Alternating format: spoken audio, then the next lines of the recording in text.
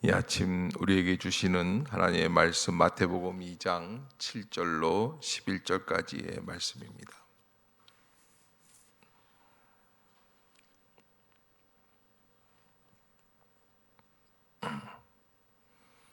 12절까지 7절로 12절까지 보겠습니다. 한 절씩 교독하겠습니다. 이에 헤롯이 가만히 박사들을 불러 별이 나타난 때를 자세히 묻고 로 보내며 이르되 가서 아기에 대하여 자세히 알아보고 찾거든 내게 고하여 나도 가서 그에게 경배하게 하라. 박사들이 왕의 말을 듣고 갈새 동방에서 보던 그 별이 문득 앞서 인도하여 가다가 아기 있는 곳 위에 머물러 서 있는지라. 그들이 별을 보고 매우 크게 기뻐하더라. 집에 들어가 아기와 그의 어머니 마리아가 함께 있는 것을 보고 엎드려 아기께 경배하고 보배합을 열어 황금과 유향과 몰약을 예물로 드리니라. 함께 봅시다. 그들은 꿈에 헤로데게로 돌아가지 말라 지시하심을 받아 다른 길로 고국에 돌아가니라. 아멘. 할렐루야. 이 아침 주의 전을 찾으신 여러분들에게 하나님의 은혜와 평강이 함께 하시기를 축원합니다. 어제에 이어서 계속해서 동방 박사와 더불어서 베들레헴에서 한 가지 큰 소동이 일어나면서 아기 예수의 탄생에 대한 이야기 기사를 우리가 한번 묵상하고 있습니다. 이 기사는 우리에게 몇 가지를 알려주고 있는데, 첫 번째, 왕이 누구냐. 성경 전체에 기록된 주제는 사실은 우리의 왕이 누구신가라는 것을 묻고 있는 것입니다. 누가 왕인가? 구약에서 다윗이 왕이 되었다고 한다면 신약에서는 예수 그리스도가 왕이신데, 사실은 오늘 본문에서 헤롯 왕 때에라고 이야기한 것은 어제도 말씀드린 것처럼 가장 인간적인 방법, 모든 것을 총동원해서 그래서 왕위를 획득했던 사람, 헤롯 대왕. 그래서 그와 극명하게 비교되는 존재가 예수 그리스도. 예수님은 어떤 분이십니까? 하나님이 왕으로 지정해서 우리에게 보내주신 유대인의 참된 왕이다. 왕 중에 왕이시다. 그러기에 여러분, 어제도 말씀드린 것처럼 진리가 오면 거짓은 사라지게 돼 있어요. 우리의 심령에 예수를 왕으로 모신다라는 것은 내가 왕된 자리에서 내려오는 것이다. 아멘. 아멘. 여러분 꼭 잊지 마시기를 바랍니다. 내가 왕된 자리에서. 사실 여러분, 우리가 헤롯 이거 쌤통이다 이렇게 생각할 수 있지만은 그렇지가 않죠. 헤롯 왕이 얼마나 시겁하겠습니까? 그래서 본문에서 보면은 3절에 듣고 소동하였다. 소동하였다. 난리가 난 거죠. 그 정도로 어려운 그런 순간이 된 겁니다. 왜? 정말 인간의 모든 수단과 방법을 다 동원해서 왕이 되었는데 왕자를 빼앗기게 되는 거예요. 헤롯 왕이라는 사람이 얼마나 간교한가. 여기 오늘 본문에 보면은 7절에 이에 헤롯이 가만히 박사들을 불러 별이 나타난 때를 자세히 물었다. 언제 그 별이 나타났는가? 아마 6개월 전에, 7개월 전에, 아니면 이제 예수 그리스도를 잉태하였던 10달 전에 나타날 수 있죠. 자세히 묻고, 그리고서는 8절에 이런 이야기를 합니다. 베들레헴으로 보내며 이르되 가서 아기에 대하여 자세히 알아보고 찾거든 내게 고하여 나도 가서 그에게 경배하게 하라. 이 헤롯의 거짓된 역사를 아주 잘 극명하게 드러내주고 있는 부분이 8절이죠. 나도 가서 그에게 경배할 수 있게 해라. 사실 헤롯이 예수 그리스도, 아기 예수 그리스도 구원자, 그분을 경배하기 위해서 이 말을 했다고 믿는 사람은 아무도 없죠. 오히려 헤롯은 그 당시에 예수 탄생 앞뒤로 해서 1, 2년 정도 해서 한 3살 이하의 아이들을 다 죽여버렸단 말이에요. 베들레헴 지역에. 헤롯에게 내려오는 전설 아닌 전설이란 이야기 중에 이런 게 있습니다. 헤롯이 죽을 때가 다 됐을 때 신하들을 불러다 놓고 그렇게 얘기했다는 거예요. 가서 이스라엘의 가장 현명하고 지혜로운 지도자 한 사람을 잡아와라. 왜? 내가 죽는 날, 내가 죽는 순간에 그 녀석도 죽여라. 왜요? 나를 위해 울 자는 없겠지만 그러나 그 녀석을 위해 울 자는 있을 것이다. 그러니까 자기가 죽었을 때 곡소리가 나는 것을 듣기 위해서 어떻게 하라는 거예요? 이스라엘의 참된 지도자를 죽이라는 거예요. 그만큼 간교한 사람이고 사악한 사람인데 이 사람이 오늘 본문에서 뭐라고 그러냐면 나도 가서 그에게 경배하게 하라. 이 정치적인 술수가 대단하죠. 이 사람은 수단과 방법을 가리지 않고 가장 중요한 거 뭐예요? 자기의 왕좌를 지켜나가는 일에 최선을 다하는 사람. 9절에 박사들이 왕의 말을 듣고 갈새 동방에서 보던 그 별이 문득 앞서 인도하여 가다가 악이 있는 곳 위에 머물러 서 있게 되었다. 자, 박사들은 무슨 말을 듣고 가느냐면 베들레헴으로 가면 거기에 아마 오실 바 그 예수, 그 구원자가 계실 것이다. 그 얘기를 듣고서는 그리고 가는데 자, 여러분 이 9절 중반부에 보면 듣고 갈새 동방에서 보던 그 별이 문득 앞서 인도하여 가다가 악이 있는 곳 위에 머물러 서 있는지라.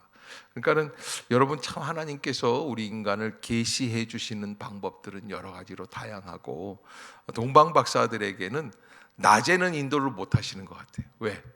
별이 안 보이니까. 밤중에 그리고 또 그들이 가장 주목하고 있는 관심사 이 말씀이 아니에요. 별이에요. 말씀을 듣고 가긴 가지만 이 사람들이 납득할 수 있는 방법은 별밖에는 없어요. 그래서 별을 보여주고 그리고 가다가 악이 있는 곳 위에 머물렀다. 어떻게 그 별이 그 아기 예수의 탄생하는 그 집 위에 머물렀는지는 잘 모르겠어요. 그러나 딱 멈춰섰다는 것이죠. 그래서 10절에 그들이 별을 보고 매우 크게 기뻐하더라. 그래서 이 동방 박사들이 정말로 그 별을 바라보면서 기뻐하는 것은 왜 그렇습니까? 하나님의 계시와 인간의 추측 그리고 하나님 앞에 나아가기 위해 노력했던 그 모든 것들이 하나의 완전체를 이루어서 발견하게 되니까 예수를 발견하게 되는 거예요. 여러분 그게 참된 기쁨이죠. 제가 전에 무학교에 있을 때인데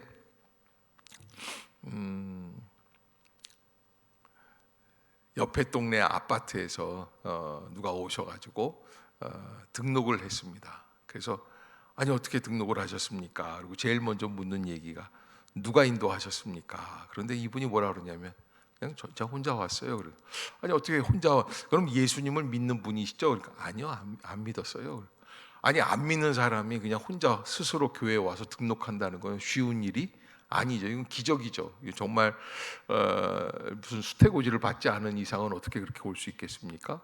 그래서 아니 어떻게 오셨는지 한번 얘기해 보니까 씩 웃더라고요. 그래서 좀 웃겨요. 그래서 아니 뭐가 그렇게 웃긴데요? 그러니까 잠을 못 잔대요. 불면증으로 며칠을 고생하는데 그래서 여름밤이었는데 계속 헤매고 다니는 거예요. 왕십리일조 그냥 막 두루두루 돌아다니는데 한 4시 반쯤 됐는데 문득 정신을 차리고 보니까 어디 앞에 서 있는 거예요. 교회 쪽으로 가는. 근데 자기가 이제 잘 모르는데 어떤 생각이 드냐면 이제 5시쯤 되면 교회 문을 여니까 그냥 이게 여름밤이라도 춥고 그러니까 그 안에 들어가야겠다. 그래서 들어가서 다 어디나 달라요. 4시 반쯤 되니까는 이제 그 집사님이 나오셔서 문을 열어줬죠. 문을 열자마자 본당으로 올라가가지고선 쫙 맨 뒤에서 그러고서는 그래서 말씀을 듣는데 평생 처음 그렇게 달게 잤어요. 저는 교회 와서 처음에 잠자고 은혜 받은 사람, 그런 사람 봤어요. 여러분, 방법은 달라요. 그런데 하나님이 우리를 불러주시고 그 하나님을 만나기만 하면 어떤 역사가 일어나요? 기뻐하고 또 기뻐하는 역사. 저는 여러분들이 이번 성탄절 속에서도 그 하나님을 만나면서 하나님의 그 계시, 그 은혜와 함께 맞닥뜨리면서 주님이 역시 나를 사랑하고 계시는구나, 크게 기뻐하고 또 기뻐하는 역사, 이 동방 박사의 기쁨의 은혜가 함께 할 수 있기를 주의 이름으로 축복합니다. 11절에 보면 집에 들어가 아기와 그의 어머니 마리아가 함께 있는 것을 보고 엎드려 아기께 경배하고 보배합을 열어 황금과 유향과 모략을 예물로 드리니라. 아멘. 자, 여기 집에 들어갔다 그렇게 돼 있어요. 누가복음에는 어디에 계셨습니까? 마구간에 계셨습니다. 그래서 여기에 두 가지 설이 있습니다. 첫 번째, 마태는 예수 그리스도를 우리의 왕으로 모시려고 하는 사람이다라고 하는 거예요.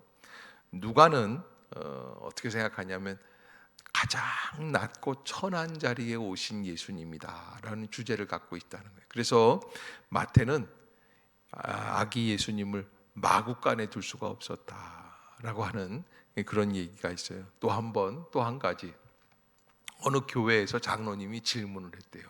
요거 가지고 당회할 때, 목사님 왜 마구간인데 왜 집이라고 표현했습니까?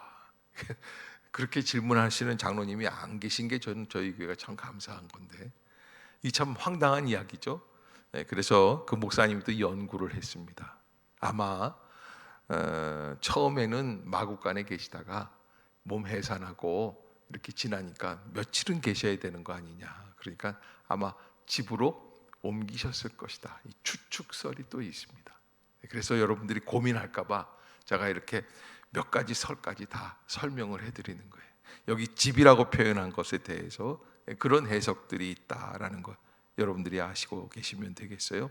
아무튼 동방 박사는 집으로 들어갔어요. 그래서 아기와 그의 어머니 마리아가 함께 있는 것을 보고, 여기 오늘 11절에 보면은 우리가 하나님 앞에서 어떻게 예배해야 되느냐, 동방 박사들이 예수 그리스도 앞에 와서 어떻게 했느냐, 엎드려 아기께 경배하고 그랬어요. 자, 하나님 앞에 나왔을 때 우리의 자세가 어떻게 돼요? 예배하는 자의 자세는 엎드리는 것이다. 엎드린다라는 게 무슨 뜻입니까? 나의 모든 전체의 존재를 주님 앞에서 겸손하게 낮추는 역사예요. 아멘. 나를 낮추는 것, 거기에 진정한 예배자의 자세가 있어요. 우리가 주님 앞에 나와 있을 때 우리의 심령에 가장 소중한 것, 내가 주님 앞에서 진정으로 엎드려 있는가, 엎드려 경배하고. 또 두 번째는 뭐가 있습니까? 보배합을 열어 황금과 유향과 모략을 예물로 드리니라. 아멘. 자, 이 보배합이라는 게 뭡니까? 이 보배합이라는 것은 보물 상자를 열었다. 그래서 여기 세 가지 예물이 있죠. 황금과 유향과 모략을 예물로 드렸다. 동방 박사가 몇 사람이에요? 그거는 근거 없는 이야기입니다. 왜 세 사람이라야 하냐? 여기 본문에 황금과 유향과 모략이라고 그랬기 때문에 동방 박사가 세 사람이라는 얘기가 되었지, 성경 어디에도 동방 박사 세 사람이라는 얘기는 없다라는. 아마 미루어 추측하건대 적어도 10명 이상 오지 않았을까? 뭐 이런 사람들도 있어요, 학자들 중에. 왜? 예루살렘 성이 소동을 했어요. 근데 저 동방에서 세 사람 왔는데 소동을 일으킬 수가 없죠. 여러분, 세 사람 낙타 타고 와가지고선 지쳐가지고 있는 이런 사람들이요, 외교사절단도 아니에요. 헤롯 왕이 만나줄 리도 없어요. 어떤 학자들은 아마 한 30명은 왔을지도 모른다, 뭐 이렇게 얘기하기도 해요. 아무튼 이들은 가지고 온 모든 것을 주님 앞에 예물로 드렸습니다. 자, 근데 여기 중요한 게 있습니다. 예배자의 자세, 엎드려 경배하고 또 엎드려 경배하는 것뿐만 아니라 우리가 하나님 앞에서 예배는 어떤 거예요? 드리는 거죠. 보배 합을 열어서 드려야지 돼. 아주 뭐 별것도 아닌 거 드리는 게 아니라 자기의 보물 상자를 열어서 하나님께 드린다라고 하는 거예요. 자, 그런데 그 두 가지만 있느냐? 저는 그렇지가 않아요. 여기 좀 본문에서 기록되어 있지 않지만 대단한 사실이 하나 있어요. 동방 박사들은 뭘 생각하고 왔어요? 이스라엘의 왕을 생각하고 왔어요. 와 보니까 어때요? 왕이에요? 어림도 없어요. 발바닥도 못 쫓아가요. 한 시골 처녀가 아이를 안고 있는 거예요. 왕이 아니에요. 있을 수가 없어요. 그런데도 불구하고 우리 같으면 그럴 것 같아요. 좀 상의를 하고 드리지. 그저 인사만 하고 이 보물을 다 드린다는 건 있을 수가 없지. 황금과 유향과 모략 수억 원어치. 그랬을 텐데 그들은 그런 갈등을 뛰어넘어 드려요. 그래서 지금 어린 예수, 그 예수 앞에 나와 있는 자기들이 붙들고 왔던 그 확신, 환경에 의해서 흔들리지 않는다. 여러분, 예배자라고 하는 것은 흔들림이 없어야지 돼요. 내가 드리는 이 예배 안에 주님이 분명히 응답해 주실 줄로 믿습니다. 그리고 드리는 거예요. 황금과 유향과 모략, 그렇게 하나님 앞에 예물로 드립니다. 자, 그렇게 해서 동방 박사들의 이 아기 예수 경배는 마쳐지게 됩니다. 그런데 성령께서는 온전하게 이루어 나가시는데 12절에 보면 그들은 꿈에 헤롯에게로 돌아가지 말라 지시하심을 받아 다른 길로 고국에 돌아가니라. 아멘. 자, 끝마치고 어떻게 됩니까? 헤롯 왕이 아까 뭐라고 그랬어요? 7절에 가만히 별이 나타난 때를 묻고 8절에 가서 아기에 대하여 자세히 알아보고 찾거든 내게 고하여 나도 가서 그에게 경배하게 하라 그랬을 거예요. 그런데 이 동방 박사들이 꿈에 하나님의 지시하심을 받고 다른 길로 고국에 돌아가게 되었다. 그래서 이 헤롯 왕은 사실은 그 모든 간괴함이 무너지는 것을 보게 됩니다. 그래서 여러분, 우리가 살아나가는 것이 가능한 거예요. 교회를 무너뜨리고 교회를 흔들고 교회를 핍박하고 예수 믿는 사람들을 핍박하려고 하는 그 모든 악한 세력들의 간괴함이 어떻게 됩니까? 늘 인도해 주시는 하나님의 섭리 안에서 사라지게 되는 거예요. 그래서 우리가 버텨나가는 거예요. 우리는 알지 못하지만 하나님은 우리를 불철주야 인도하고 지켜주고 계신다. 하나님의 계시는 온전한 계시. 그래서 이 헤롯 왕에게 돌아가지 말라라고 하는 이 계시를 받은 동방 박사들이 왕의 명령을 거역하고 그리고 하나님의 계시 앞에 순종하는 것을 보게 돼요. 그게 가장 중요한 역사들. 그래서 온전한 역사가 이루어지게 되었다라고 하는 겁니다. 자, 맞습니다. 오늘 본문에서 우리 베들레헴까지 가서 예루살렘이 아니죠. 예상했던 장소가 아니에요. 또 예상했던 장소뿐만 아니라 예상했던 인물이 아니에요. 그럼에도 들어가서 엎드려 경배하고 보배합을 열어 황금과 유향과 모략을 예물로 드리게 되는 일련의 동방 박사들의 이 경배의 모습, 우리가 하나님 앞에서 어떠한 모습으로 주님을 예배하고 경배해야지 되는가? 나 중심적으로 예배하는 게 아니다. 여러분, 우리가 예수님을 잘 만났기 때문에 오늘도 이 새벽 예배 시간에 나와서 딱 앉아서 예배를 드리죠. 목사를 잘 만나서 그러기도 한 거예요. 예, 사실은 우리 다 같이 일어나서 목사가 이건 나 혼자 일어서긴 아깝다. 여러분 다 일어나십시오. 일어나야 되는 거예요. 예, 우리가 정말 죄인임에도 불구하고 하나님을 예배할 수 있는 은혜 가운데 교회를 물질로 판단하고 규모로 판단하는 것은 하나님 앞에서 하지 말아야 할 일들이고, 예배라는 것은 내가 은혜를 받으려고 하는 게 아니라 어떤 거예요? 내가 나의 가장 소중한 보물을 주님께 드리는 데 있어요. 거기에 절정이 이루어져요. 나의 것을 드리는 거예요. 그래서 아브라함도 자기 아들 이삭을 드리기 위해 모리아산까지 올라가는 거예요. 여러분, 우리가 하나님 앞에서 어떠한 예물로 주님을 예배하고 있습니까? 라고 하는 거예요. 우리가 이 새벽 첫 시간을 주님께 드리는 것도 바로 그런 의미이죠. 가장 중요한 시간, 가장 절실한 시간. 아마 밤중에 잠을 못 잤던 분들은 언제가 제일 졸려요? 요 시간대가 제일 꿀잠일 거예요. 그러나 그 시간을 깨트리고 나와서 드리는 예배, 그래서 드려지는 것이다. 여러분들이 꼭 잊지 마시고 하나님의 은혜 가운데 믿음으로 나아갈 수 있는 복된 심령들이 다 되시기를 주의 이름으로 축복합니다.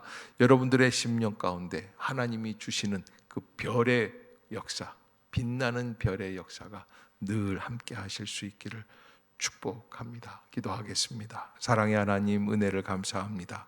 이 아침도 저희들을 깨우시고 주의 전으로 인도해 주시며 말씀 가운데 거하게 하여 주시고 주의 능력으로 온전케 해 주시는 줄로 믿습니다. 우리를 사랑하시되 죽기까지 사랑하시고 우리를 위하여 아기 예수를 이 땅에 보내주실 뿐만 아니라 우리가 주님 앞에 나오기까지도 섭리해 주신 주님이심을 깨닫습니다.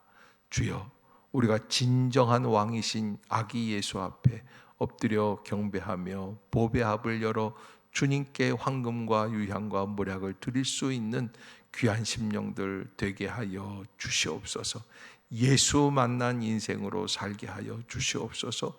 예수 만난 사람답게 살게 하여 주옵소서. 오늘도 하루 종일 주님과 동행하는 복된 날이 되게 해 주옵소서. 예수님의 이름으로 간절히 기도드리옵나이다. 아멘.